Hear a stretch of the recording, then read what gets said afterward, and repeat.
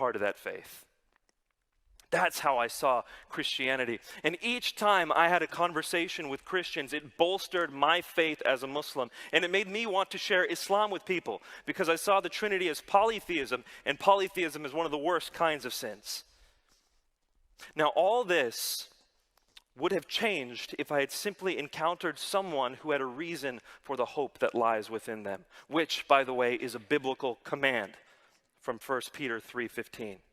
Always be ready to share a reason for the hope that lies within you. And the first time I met a Christian who was ready with that was in college. So I've already decimated the faith of a lot of people going up to college.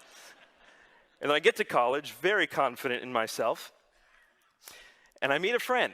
Now, this friend and I were out on a public speaking and debate tournament, and we were sharing a room together, and I saw him one night reading the Bible. And I thought, okay, this will be fun. Let's take down another Christian. It'll be amusing.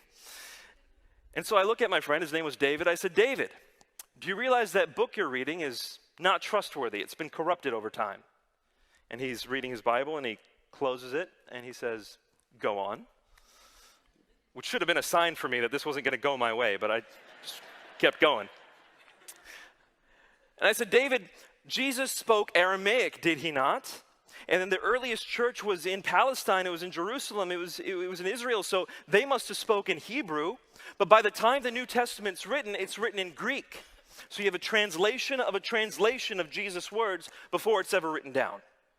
And then the New Testament that lasted the longest period of time in the church was not actually in Greek, it was in Latin. So you have another translation, then it's in Latin for 1,000 years before it comes into German, and from German it goes into English, and that's where we get the KJV. It's a translation of a translation of a translation of a translation of a translation, which is why you have the KJV, the NIV, the ESV, the NASB, the who knows what V.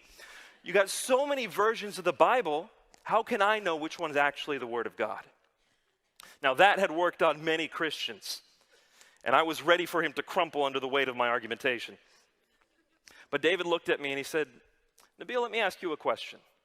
Just a few minutes ago, I heard you speaking to your mom on the phone. Was that in English? I said, no. And he said, but when you told me what she said, you told me in English. Was that a corrupted translation? No.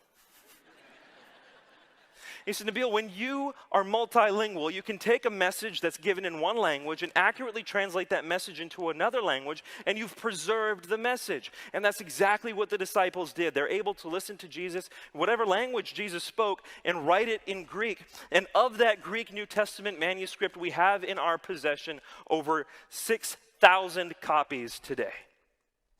And he said, Nabil, if we didn't have any one of those copies, we have in our possession over 10,000 Latin, Coptic, and Syriac translations of the early Greek New Testament manuscripts.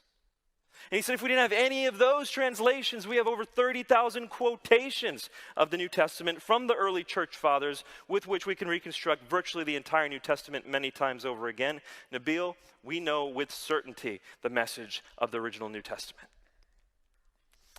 And I looked at him and I said, David, you're making this up. I said, I've talked to dozens of Christians. No one have told me this before. He said, you think I'm making this up? I said, yeah, I think you're making this up. He said, well, then you better bring it. I'm like, it's been brought. Let's go. And so from that point on, David and I start arguing about these things, but we do it in a pursuit of truth.